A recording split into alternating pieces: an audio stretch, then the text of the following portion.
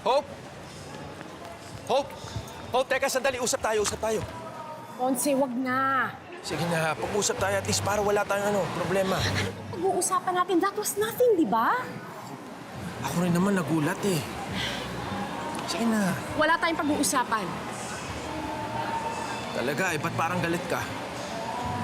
Hindi ako galit, inaantok lang ako. Naantok. Pero sungit-sungit. Ha? Bakit mo kasi ginawa yun? Ako? Hindi ba tayo yun? Eh di sana kung hindi mo gusto, may ginawa ka. Ba't di ka pumalag? Ha? Ang kapal talaga ng mukha mo. For your information, nagpunta ako dito para bilhin ang farm ninyo. Yun lang! Bakit ikaw? May iba ka bang balak? Sorry na nga eh.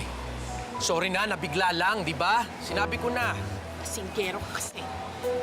Ha? Oh, below the belt na yan, ha? Tsaka parang ako lang talaga yung may kasalanan, no? Ikaw, ba't nga ba hindi ka pumalag? So gusto mo ng ego trip? Ha? So ano gusto mo sabihin ko? Nakinilig ako dun sa pa-dedicate mo ng kanta sa akin? Ha? Tapos mauhulog ako sa'yo. Tapos babaguhin ko yung mga terms ng kontrata para sa'yo? Galing mo rin gumawa ng kwento, eh. Pero hindi ka naman siguro ganun kababaw, di ba? Of course not!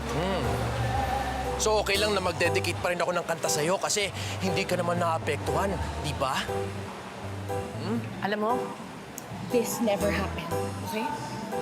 Magkita na lang tayo sa farm. Judith, bumalik na tayo ng hotel. Sige na, sige na.